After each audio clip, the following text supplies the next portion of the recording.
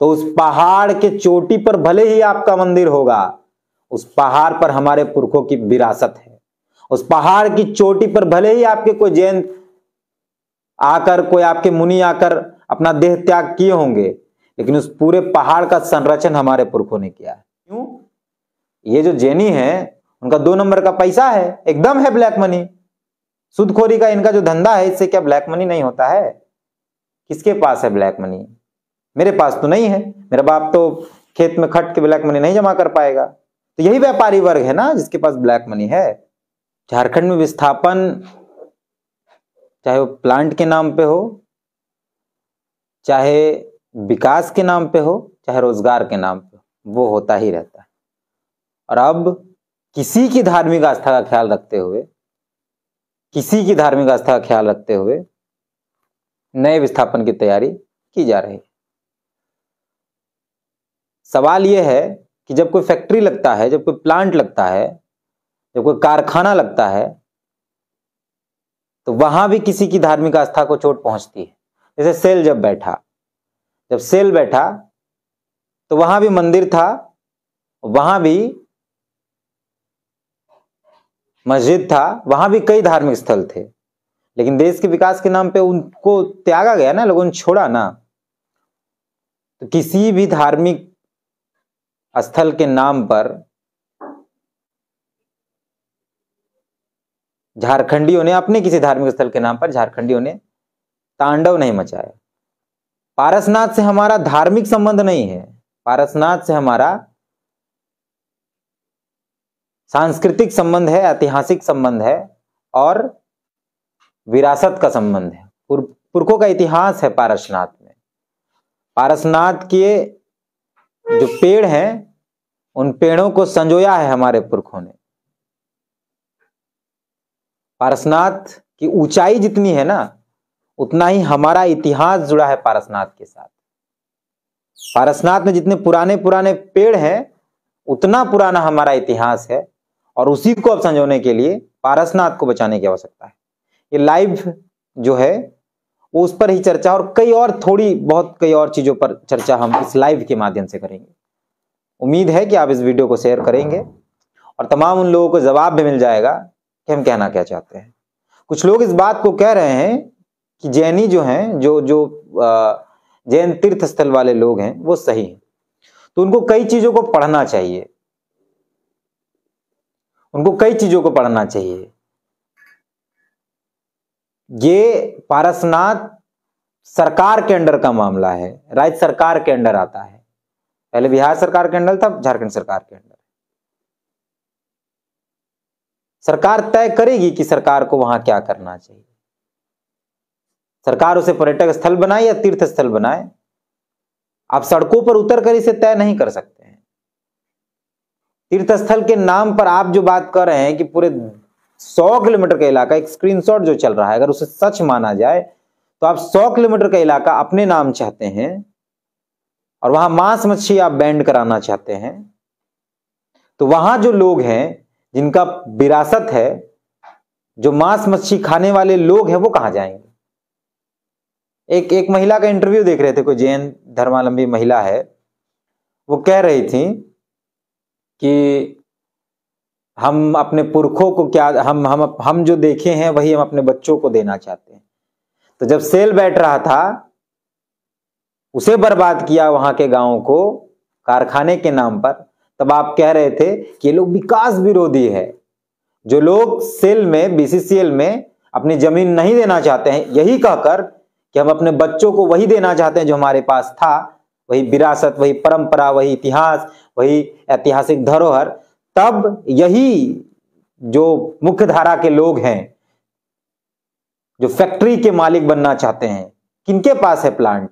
यही जैनी लोग हैं, यही लोग व्यापारी हैं ना। ये कहते हैं हम व्यापार करते हैं, इनके व्यापार के पीछे जो काला सच है उसको शायद हरिशंकर परसाई एक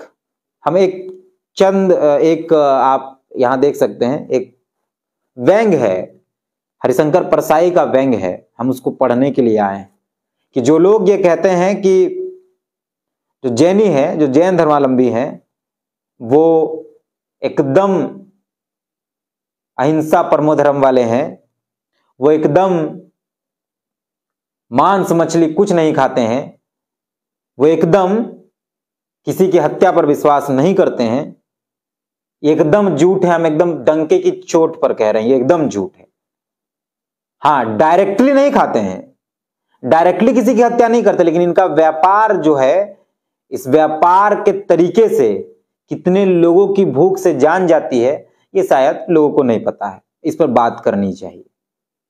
इन्होंने कैसे धर्म को धंधे से जोड़कर अपना पेट बड़ा किया है, इस पर शायद लोगों को बात करनी चाहिए। हम नहीं बोलना चाह रहे थे, लेकिन अगर आप हमको छेड़ेंगे तो हम जवाब तो देंगे। आप जो मुखौटा बनाए हुए हैं कि हम व्यापारी हैं, हम किसी को तंग नहीं करते हैं, हम परेशान नहीं करते हैं किसी को, किसी की हत्या नहीं करते हैं, हिंसा को नहीं मानते हैं, ये झूठ है, पूरा पूरा कोरा झूठ है। हम इस जो व्यंग हरिशंकर परसाई ने किया है, हरिशंकर परसाई की एक व्यंग है वैष्णव की फिसलन, उसके माध्यम से इसको हम प्रूव करेंगे, उसके माध्यम से हम आपको बताएंगे। ये मेरा लिखा हुआ नहीं है, आप इंटरनेट पर जाकर पढ़िएगा। तमाम जो लोग इस वीडियो को देख रहे हैं, इस वीडियो को शेयर भी करिएगा और इंटरनेट पर जाइएगा लाइव के बाद और वैष्णव की फिसलन पढ़िएगा। वैष्णव की फिसलन हरिशंकर परसाई की एक व्यंग है हरिशंकर परसाई का। देखिए, ये वैष्णव की फिसलन है, आप इसको पढ़ सकते हैं वहां जाकर, वैष्णव की फिसलन। हमारी भाई एचईसी जो यहां बैठा है, क्या वह हमारा विरासत नहीं था? क्या हमारा वहां इतिहास नहीं था? पर क्या हम लोगों ने, सरकार ने मांगा, हमने सब कुछ दे दिया, ले जाओ देश का बात है। अडानी गोड्डा पावर प्लांट बनेगा और जाएगा बांग्लादेश बिजली, सरकार ने मांगा, हमने दे दिया। अब आपकी जो बात आ रही है, तो आप कह रहे हैं कि हमको दे दीजिए 100 किलोमीटर के एरिया, हम तय करेंगे उसमें क्या करना है। तो उस पहाड़ के चोटी पर भले ही आपका मंदिर होगा, उस पहाड़ पर हमारे पुरखों की विरासत है। उस पहाड़ की चोटी पर भले ही आपके कोई जैन आकर, कोई आपके मुनि आकर अपना देह त्याग किए होंगे, लेकिन उस पूरे पहाड़ का संरक्षण हमारे पुरखों ने किया है। अब तो कई बातें सामने आएंगी, कई बातें सामने। उस पूरे पारसनाथ के रेंज में हाथी थे, कहां गए? कई प्रकार के हिरण थे, कहां गए? और हजारीबाग गजट निकालिए, उस गजट में इस बात का जिक्र है, गजटियन तो मारिएगा ना, निकालिए उस बात का जिक्र है कि वो पहाड़ मारांग बुरु है। आपका कौन आदमी कब आया, उसका ठेका हम तो नहीं लिए हैं। हम आपकी आस्था का एकदम सम्मान करते, एकदम सम्मान करेंगे आपकी आस्था का। जब हम बचेंगे तब ना, हमारा वजूद ही नहीं बचेगा तो हम आपकी आस्था का सम्मान कैसे करेंगे? हम बात करते हैं वैष्णव के फिसलन के बारे में। हरिशंकर परसाई की एक व्यंग है, आप ध्यान से सुनिएगा और जाके गूगल पर पढ़ भी लीजिएगा। वैष्णव के फिसलन हरिशंकर परसाई का व्यंग है कि इस व्यंग के माध्यम से ये बात बताना चाहता हूं कैसे जैनियों ने, या वो लोग जो कहते हैं कि हम शाकाहारी हैं, हम व्यापार करते हैं, हम अहिंसा परमो धर्म की बात करते हैं, उनके व्यापार के तरीके में कैसे हिंसा होती है। क्या लगता है, जो कारखाना प्लांट बैठता है अडानी भी किसी को नहीं मारता है, अडानी भी किसी की हत्या नहीं करता है, अंबानी भी किसी की हत्या नहीं करता है, टाटा बिरला भी किसी की हत्या नहीं करते हैं, लेकिन उनके व्यापार के तरीके में कई लोग मर जाते हैं, तो क्या वो हत्या नहीं है? जैनियों ने सिर्फ अपना पेट भरा, अपने लिए घर बनाए, अपना सिर्फ सारा संपत्ति अपने और किया, तो क्या उनके कारण कई लोग भूखे नहीं मरे? क्या उनकी हिस्सेदारी का नहीं हक मारा गया? 2% जैनी, 1% जैनी देश के अंदर, उन्होंने इतना बवाल जो मचाया है, कभी खुद को आंकी आप क्या कर रहे हैं?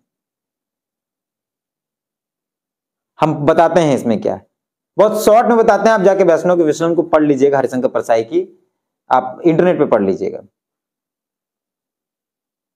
हरिशंकर परसाई वैष्णव के फिसलन लिखते हैं और शुरुआती थोड़ा लाइन यही पढ़ के बताते हैं, बाकी हम आपको मोटा मोटी जो उसमें है वो बता देते हैं और उसका मायने भी समझिएगा कि वैष्णव करोड़पति है, भगवान विष्णु का मंदिर है, जायदाद लगी है, भगवान सूदखोरी करते हैं, ब्याज से कर्ज देते हैं। वैष्णव 2 घंटे भगवान विष्णु की पूजा करता है, फिर गद्दी तकिए वाली बैठक पे आकर धर्म को धंधे से जोड़ता है। मतलब जो व्यक्ति जो कह रहे हैं, व्यापारी वर्ग के जो लोग हैं कि हम बहुत पूजा पाठ वाले लोग हैं, अहिंसा परमो धर्म वाले लोग हैं, हम अहिंसा को मानते हैं, हम एकदम जीव हत्या नहीं करते हैं, हम शुद्ध शाकाहारी हैं, और उनके धंधे पर कैसे हत्याएं होती हैं वो दिखाया गया है, और कैसे वो धर्म को धंधे से जोड़ कर रखते हैं। वैष्णव की फिसलन है, इंटरनेट पे जाके पढ़ लीजिए, हम अपने से कुछ नहीं बता रहे। धर्म धंधे से जुड़ जाए इसी को योग कहते हैं। कर्ज लेने वाले आते हैं, विष्णु भगवान का वो मुनीम होता है, हो जाता है। कर्ज लेने वाले से दस्तावेज लिखवाता है, दस्तावेज लिख दी, रामलाल वल्द श्याम लाल ने भगवान विष्णु वल्द ना मालूम को ऐसा जो की। वैष्णव बहुत दिनों से विष्णु के पिता के नाम की तलाश में, पर वह नहीं मिल पा रहा है। मिल जाए तो वल्दियत ठीक हो जाए। वैष्णव के नंबर 2 का बहुत पैसा हो गया। क्यों? ये जो जैनी है उनका 2 नंबर का पैसा है, एकदम है ब्लैक मनी।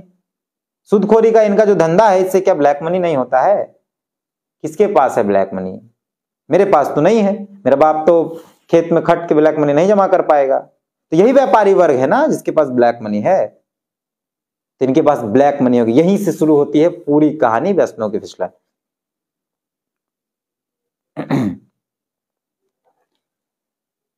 इसमें यह बताया गया है कि एक शुद्ध शाकाहारी व्यक्ति जो भगवान को मानता है, जो अहिंसा को मानता है, अहिंसा को परमो धर्म कहता है, वो व्यक्ति ब्लैक का पैसा जमा करके एक होटल खोलता है, बड़ा सा होटल खोलता है, और होटल चलने लगता है। कई अच्छे कमरे होते हैं, टेरिस होता है, रिसोर्ट सा फील होता है, पार्किंग होती है, रेस्टोरेंट होता है, सब होता है, चलने लगता है। बाहर से लोग आते जाते हैं। बाहर से जब लोग आते हैं तो लोगों की डिमांड होती है कि बस यहाँ शराब चाहिए, यहाँ तो शराब चाहिए। बाहर से लोग जब आते हैं तो पहले उनकी डिमांड होती है कि हम इतनी दूर से आते हैं। जो मालिक होता है, जो वहां का जो अहिंसा परमो धर्म का पुजारी होता है, और जो किसी की हत्या पर विश्वास नहीं करता है, मांसाहारी नहीं शाकाहारी होता है, जब लोग बाहर से आते हैं तो वो कहते हैं कि भाई हम यहाँ क्यों आएंगे इतने महंगे होटल में? इतने महंगे होटल में आने से हम घास फूस खाएंगे, हमको मांस चाहिए।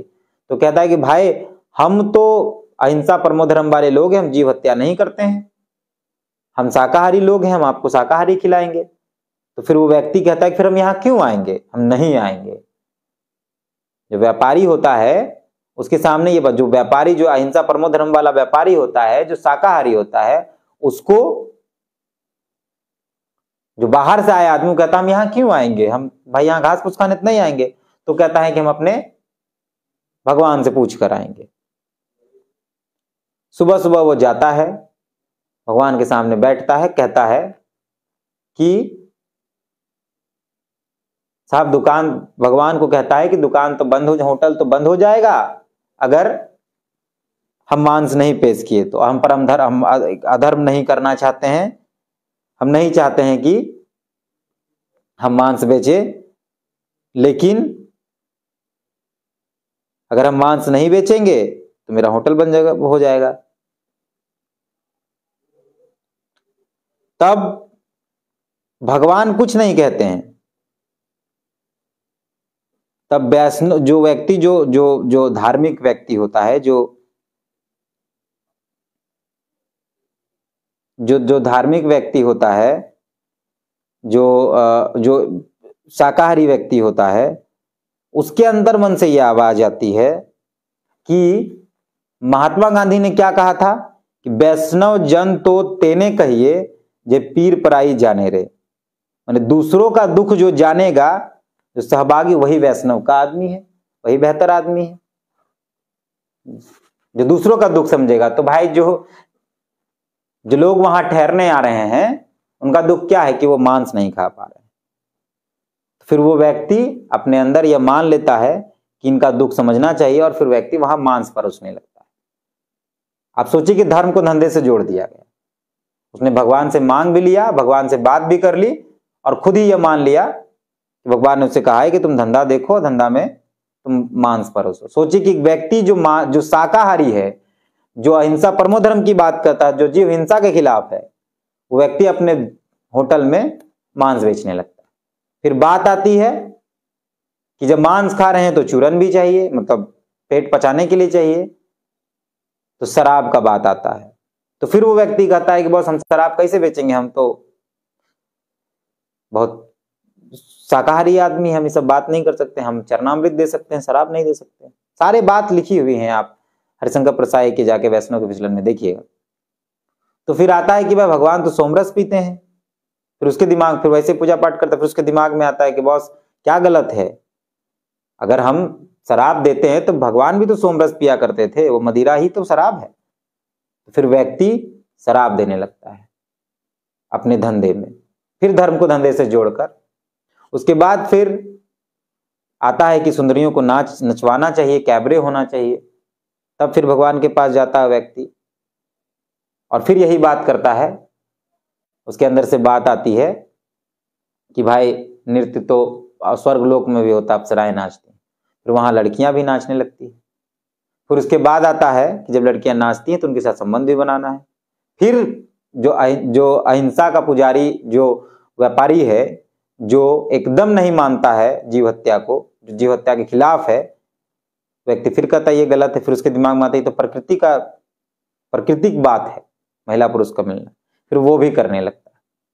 आप सोचिए कि एक आदमी जो अहिंसा को नहीं मानता, जो अहिंसा परमो धर्म की बात करता है, जीव हत्या के खिलाफ होता है, व्यक्ति अपने धंधे में सब कुछ करता है, फाइनली वो शराब भी बेचने लगता है, गोश्त भी बेचने लगता है, मीट भी बेचने लगता है, मांस भी बेचने लगता है, फिर लड़कियां नाचने भी लगती हैं, उनके साथ भी जो होने लगता है ये होने। धर्म को धंधे से जुड़े, धर्म भी चलने लगा, धंधा भी चलने, और अभी यही किया जा रहा है। ये बता कर कि हम एकदम अहिंसा के पुजारी हैं, हिंसा पर लोग उतरे हैं सड़कों पर। ऐसा है भाई कि हमारा जो देता भूता है, हम जिसको मानते हैं, हमारे जो पुरखे हैं ना, उनको देसी दारू चाहिए और उनको मांस चाहिए, उनको खून चाहिए। हम बलि नहीं देंगे ना तो हमारे जो पुरखे हैं वो नाराज हो जाएंगे हमसे, हमको तो देना ही पड़ेगा। आपको लगता है कि वो आपके धार्मिक आस्था का एकदम सम्मान है, एकदम बिना कहे सम्मान है, लेकिन हमारे सम्मान का क्या होगा? फिर हमारे धार्मिक आस्था का सम्मान कौन करेगा? क्योंकि उसी पहाड़ पर, मारांगबुड़ू जो पहाड़ है, उसी पहाड़ पर हमारे देवता भी हैं, तो हमारा भी तो सम्मान होना चाहिए। उस जिस 10 किलोमीटर, जिस 100 किलोमीटर इलाके की बात हो रही है, उस इलाके की स्थिति कितनी खराब है मैंने पहले भी दिखाया है, और फिर जा रहा हूं जल्दी वो भी दिखाऊंगा, कैसे वहां के लोग इतना बड़ा तीर्थ स्थल, जैनियों की बात आप करेंगे, बहुत अच्छे हैं और बहुत शांति पर हैं, इतना बड़ा तीर्थ स्थल जिसे पूरा विश्व जानता है, उसकी तलहट्टी में जो लोग रहते हैं उनकी स्थिति कितनी बुरी है, वो हम कैमरे के माध्यम से जल्दी दिखाएंगे। हम जा रहे हैं वहां। कहना यह था इस पूरे वीडियो के माध्यम से कि एकदम मोह माया नहीं रखना है इस बात को लेकर के वो अहिंसा के पुजारी लोग हैं, जीव हत्या नहीं करते, ये सब दिखावा है। हमारे पहाड़ को हमें बचाना है, हर तरीके से उस पर लड़ा जाए, कोर्ट जाया जाए, कोर्ट लड़ा जाए, जमीन पर लड़ना हो जमीन पर लड़ेंगे, जैसे लड़ना हो। मीडिया को दिखा दीजिए एक पत्र, सुधीर चौधरी, सही में उस आदमी को तिहाड़ी और चाटुकार कहा जाता है। एक व्यक्ति पर हम इस पूरा रिपोर्ट लोकतंत्र पर आपको दिखाएंगे, कैसे झूठ फैलाया गया जैनियों द्वारा, कैसे झूठ फैलाया गया और बाकी जो लोग हैं उनके द्वारा। वो पहाड़ रहा ही नहीं, कि उन पहाड़ का नाम मारांगबुड़ू पहाड़ गजेट में लिखा हुआ है, रिसर्च के माध्यम से ये बताया गया है। सुधीर चौधरी को एक लेटर गया, उसने पूरी कहानी बना दी एक पत्र पर, वो भी एक पक्ष है, इसलिए उसको तिहाड़ी कहा जाता है, एकदम सही कहा जाता है। यहां लाखों लाख लोग विस्थापित होकर मर जा रहे हैं, खबर नहीं चल रहा है। यहां भूख बेरोजगारी से लोग मर जाने, खबर नहीं चल रहा। लेकिन चंद मुट्ठी भर लोग, जैनियों ने सब कुछ अपने पक्ष में कराने की कोशिश की, वो होने नहीं देंगे, वो किसी भी हाल में होने नहीं देंगे। 14 जनवरी को मेला लगता है, वहां लगेगा। 14 जनवरी को वहां जो मेला लगता है वो लगेगा, हर हाल में लगेगा, चाहे जैसे भी लगना। हम जैनियों के घर पर जाकर मेला नहीं लगा रहे हैं, हम अपने घर पर मेला लगा रहे हैं। अगर वो आपका तीर्थ स्थल है, आपके लोग वहां आकर देह त्याग किए हैं, तो मेरे पुरखों ने अपना पूरा जीवन दे दिया, मेरे पुरखों की भी हड्डी वहीं मिलेगी दफन, तो क्या करें? आपके पुरखों का सम्मान है तो हमारा नहीं। झारखंड में आकर आप रंगदारी कीजिएगा और हम लोग मौन रहेंगे, ये नहीं हो सकता। बाकी मिलते हैं। अगर इस वीडियो को अच्छा लगे तो आप शेयर जरूर कीजिएगा और कमेंट में बताइए कि आप क्या सोचते हैं, और लिखिए पढ़िए, डरिए नहीं, एकदम डरने की जरूरत नहीं, लिखिए पढ़िए। जब लड़ने का मौका आएगा तो लड़ेंगे भी, और मजबूती से लड़ेंगे। अभी लिखने पढ़ने का दौर है, लिखते पढ़ते हैं। बाकी मिलते हैं हम लोग। जोहार। हाँ, याद रखिएगा कि जो पारसनाथ हमारे लिए खड़ा रहा है, अब दौर आया है कि हम उस पारसनाथ के लिए खड़े हों। जिस पारसनाथ ने हमारी विरासत को संजो कर रखा, हमारे पुरखों के इतिहास को संजो कर रखा, अब उस पारसनाथ को संजो कर रखने की आवश्यकता है। जिस पारसनाथ ने एक लंबा संघर्ष किया हमारे लिए, उस पारसनाथ को बचाने के लिए हमें संघर्ष करने की आवश्यकता है। हम लोग उसको बचाएंगे हर हाल में। बाकी मिलते हैं, जोहार। साथ मिलकर लड़ेंगे, साथ होकर लड़ेंगे, जीतेंगे हर बार की तरह इस बार भी। जोहार।